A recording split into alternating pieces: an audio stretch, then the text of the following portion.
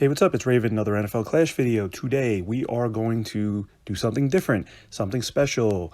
I am bringing my son, ZORO13 in-game, ZORO, in to talk to you about his defense. Well, we're going to talk defense today. We're going to talk about his defense specifically, what it is, how he used it, and how I adopted it, quote unquote, and how it became successful. A lot of people, have asked me about tips on playing defense. So I thought this video would be good. I tried to record this video like 2 or 3 other times and it hasn't worked out. But today we are going to talk defense. We are going to talk about ZORO's defense specifically. So we will get him on and he will discuss his defense. We'll look at my defense and then we'll call it a day. So sit back and here we go. All right, so I'm here with ZORO, ZORO13 in game. He's going to talk to you about his defense that he was running before the update. Before the update, he ran into a ton of wins because I don't want to say he destroyed the meta, but he knew how to handle the meta with his what he calls a debuff defense. I will let him tell you what it does, how he used it, and how he, rattled off a bunch of wins. So here you go, ZORO, you're up. All right, so basically, this is the defense I was running before Donald was upgraded to a 7, and Wagner was also upgraded. Everyone knows that what Darius Slay, Wagner, and Donald do. The people around him is what makes this defense great. So with Darius Leonard, I'm going to start off. His ability reduces the passing ability to the quarterback, applies a 50 deception and 50 pass rating debuff for 2 plays with the quarterback. So with that, if you have Wagner or Slay down with the Donald and have Leonard down, that already the quarterback's going to have problems. He's not going to be able to get his passes off. A lot of incompletes, a lot of knockdowns, there's going to be a lot of problems for the quarterback. Interceptions easy with Leonard if they don't use a quarterback. Automatic, yes. And also with Diggs too, if you have a generic quarterback and they throw to Diggs, almost every single time it's going to be picked off. The generic quarterback cannot throw to Diggs. It'll be picked off every single time. Now, I use TREMAINE Edmunds because he makes his receivers miss so many catches on the first play. If you're going up against someone that wide receiver spams and they throw 2 wide receivers down, you put TREMAINE Edmunds right in front of both of them and he'll apply the 50 catch debuff to both of them for 1 play. So his pass breakups will also be more because of that. Also, I use Marcus Peters, one of my favorite low, cheap corners. I used him because his ability is one of the most clutchest in this game too.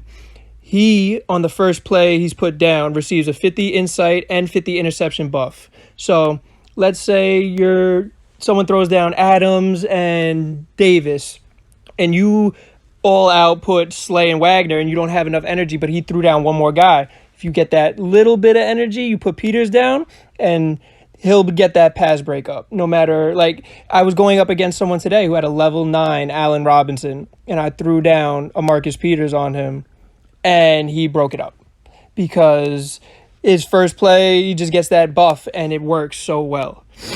Now, everyone knows Diggs is just there for Diggs' ability is one of the most broken cards in this game. He's not really the main factor of this. It's really Darius Leonard that saves it with the 2 plays, debuff to the quarterback, TREMAINE Edmunds also. So there's a lot of debuffs going around all over the field. If you can match up Slay, Wagner with Edmunds and it's going to be horrible for your opponent's offense. It's going to be horrible. Another reason why this defense works so well with power runners too and satellite backs. There's a lot of zone coverage that goes on in this defense. So I feel like the zone covers are way better than just someone like Leighton Vander Esch or Warner, because with those routes that those satellite backs run, it's so easy to avoid someone like Vander Esch or like Warner. If you have a zone guy, he follows them the whole way. So that's why I feel like the zone coverage is better with linebackers. But with corners and the runners, that's where it's key. That's why I always run 3 corners in my defense no matter what. Because if someone throws down a Ingram, Chubb, Mixon, any one of those guys, or Derrick Henry, the corners have that animation that stops them on the line, and they get that more often than linebackers do. Some linebackers like Van Der Esch and Warner, their job is to tackle the running back. They have a buff for tackling running backs. But every time I use them, they either tackle through them, miss the tackle completely, or they just don't get any stop with them. So corners are the way to go when stopping the run. I believe so. Now, the defense that I am running now with the new update, since Donald and Wagner got increased energy, I am now at a 3.4 deck. Some slight changes. I did pack a Bayard, so he is a main part of this defense. Janoris Jenkins for the cheap corners because everyone spams wide receivers now. So I have only 3 5s in this. So I need some cheap guys to get down to help me stop the wide receiver spam. Came up against a player, well, a lot of you guys might know his name is Fernando. And he runs Kenyon Drake, Ingram, Chubb, and Mixon with Devontae Adams and Michael Thomas, and he destroyed me. He did. I couldn't stop his running backs. So I went back in my team, and I was like, all right, I need to compile a team that's going to stop those running backs. So what I came up with was adding Van Der Esch, Janoris Jenkins, and Bayard to my team. So if you come up against Fernando or anyone that just spams running backs in the backfield, like a lot of people do, that's the new meta now, just spam running backs behind the line so your wide receivers can't lock onto them and it gives people trouble. So I threw Van Der Esch in there with Tremaine Edmunds and Warner to stop the running back spam in the backfield. Also, Bayard's coverage, you could single-handedly just put him on any back and he'll most likely pass up or incomplete the pass because his stats are too high for most backs. Now, same with the old defense I had. Slay is still very pivotal. Trayvon Diggs is very pivotal for stopping the run and just breaking up passes in general. But what's very different now is Carlos Dunlap takes over the role for Aaron Donald for me. It's so much easier to get 2 Dunlaps down than 2 Donalds with the cycling that I have with this deck. And now that I've realized that, and my Dunlap is now level 8, he's gotten a lot of knockdowns for me. Not as many as Donald did, but he still gets the job done with his knockdowns. And I went from a 4.1 pre-update to a 3.4 now, which is way more efficient than the defense I was running before.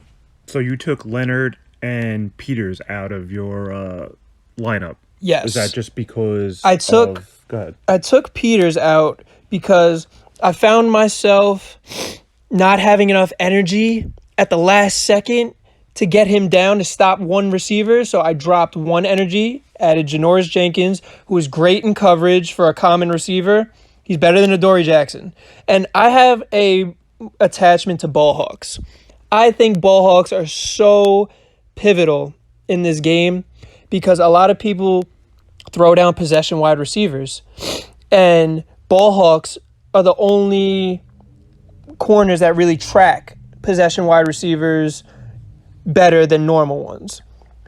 Like people like Slay, who are a zone corner, will not follow people like Deebo Samuel or Justin Jefferson or any of those guys because they stay back.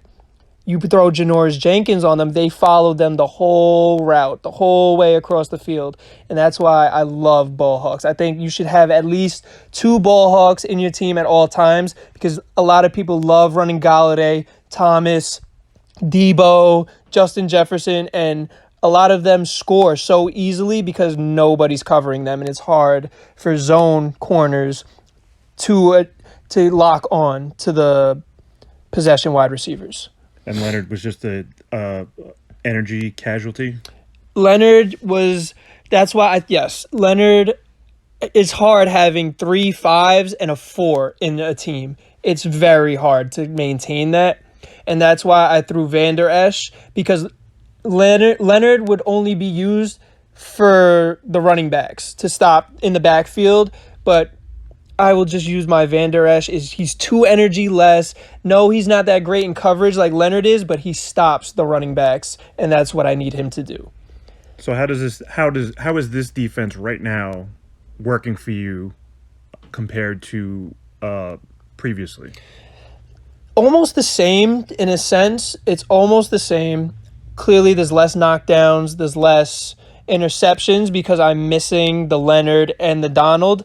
But I still, if you look at my log right now, I've lost 2 games, I think, and the rest are wins. I don't really rarely lose with this team, but yeah, I feel it's more efficient. Cycling is way easier for me, getting the players down. And I've noticed when I look at my defense, when it's done, when the clock's running out, it looks solid every time.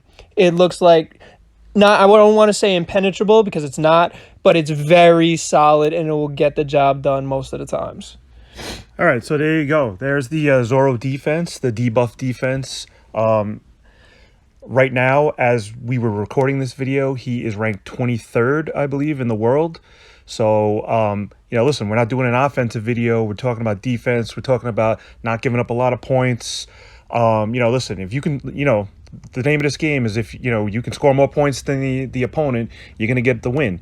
But basically what we were trying to tell you about was how, listen, a lot of people with this update are trying to figure out their defenses. Me personally, I'm still trying to figure things out. We'll take a look at my defense after this. But for right now, this is the defense he's running. This is the defense he ran before, and it was pretty successful for him. And, I don't want to say I stole his defense because I didn't, but I used what he was using into building some sort of my version of his defense. Like at the time, he didn't have Bayard, I did, and I ended up taking Slay out. But we'll talk about that when we get to it. So anyway, anything last you have to say? I think that's pretty much it, really. Also, with defense, it's also time management is very, very, very important. If you can shut someone down, but they're still scoring on you on offense, and they have a chance, and there's enough time on the clock, you really just got to worry about your time management. Defense won't save you at that point. It's more mental than anything. You really just got to watch that clock and make sure you know who you're versing. So there you go. So there's the the ZORO debuff defense. And how all of you that come up against him, you know what he's running, and hey, try to take him down. All right, so we will try and we'll look at my defense now, or what my defense was to now. I'm still working on it, but for now, that was ZORO, that was his defense, and now we'll look at mine.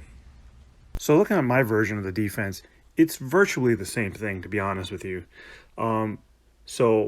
Right, at the time I was running Dunlap, Peters, Bayard, Diggs, Wagner, Leonard, Edmunds, Donald. ZORO pretty much, told you what everyone does. I had Dunlap in there just for an extra pass rush. He did mention having two Donalds down is rather difficult. Although, if you watched any of my videos, you saw it happen plenty of times. But having Dunlap and Donald run at you is pretty, lethal to begin with. Peters, I'm not going to lie, he's in there. I switched him with Patrick Peterson, flip-flopped. I flip-flopped him and Peterson all the time. The only reason why Marcus Peters is slow and Peterson is fast, is he fast or very fast? Let's check him out real quick. He is very fast. He keeps up with the Ridleys and, Devontae Adams. I can't say his coverage is that great, but again, at a high level, he's decent.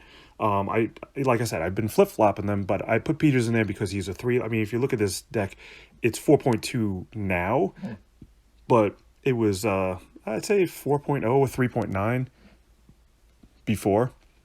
So there, so Peters is in there over Peterson, just because he's cheaper. And Peterson is, if not the best, one of the best cornerbacks that tackle running backs. Peters is up there also. So is Shaq Barrett, who's only 2. But again, Peters is the guy that I went with. Bayard, he didn't have. ZORO didn't have Bayard. He had Slay. I have Slay, and I really just flip-flopped the two of them because Bayard was new. I think if I can compare him to Slay, which I can't because they play different positions, but I think Bayard his interception rate is better. So their coverage is different. But like I said, I wanted to use him, and he's been killer for me. So Diggs is Diggs. He's again, shiny new toy, gets a lot of interceptions, and basically that's what I wanted to run here. Wagner breaks up passes. He can play in the middle of the field, and he can run on both sides of the field, and knock down passes. Darius Leonard, same thing. He's good against debuffing the quarterback. I played a game against Gorilla where I played him after he played as Mahomes. Mahomes took a -50 on that. It's clutch, especially if they have generic quarterback there. You can't even give him -50 for a generic quarterback is almost an instant interception, depending on who he's throwing to. If he's throwing to Diggs or Bayard, it's interception almost every time. Tremaine Edmunds, again, this guy, he's only 3 energy, and he will debuff receivers, wide receiver spammers. Just put him on the line in between the 2 of them, or if it's 3 of them, he will take 50 off their pass catching. So if you have him and Leonard on the field at the same time, and let's say whoever, Diggs or Bayard, that's a lot of debuffs against the offense. And we're not even put Donald in the question there.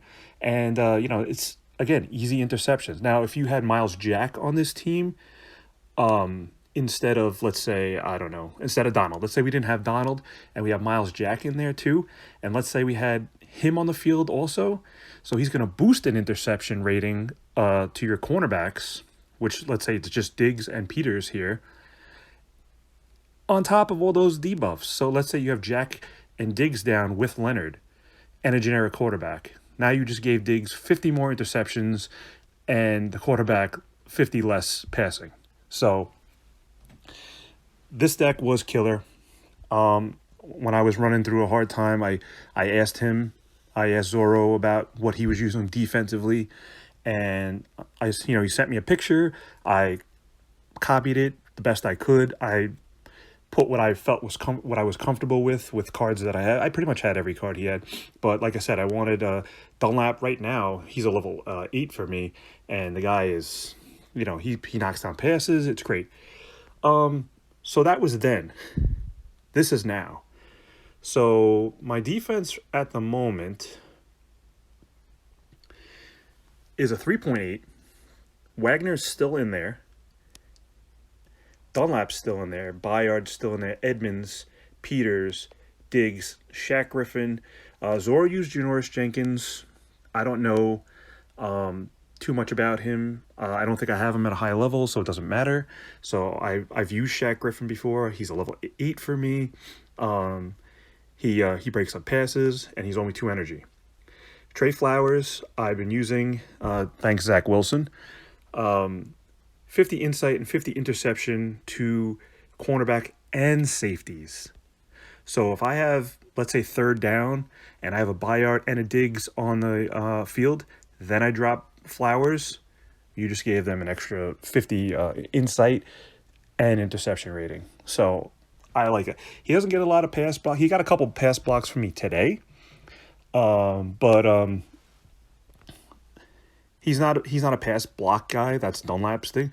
But he's still rushing the quarterback, and maybe I'll take him out after a while. But once the meta shifts, or once I get a little bit more comfortable with this defense, like I said, it's been less than a week that I've been running this, and I will say today I've had a killer bunch of games, so that's good.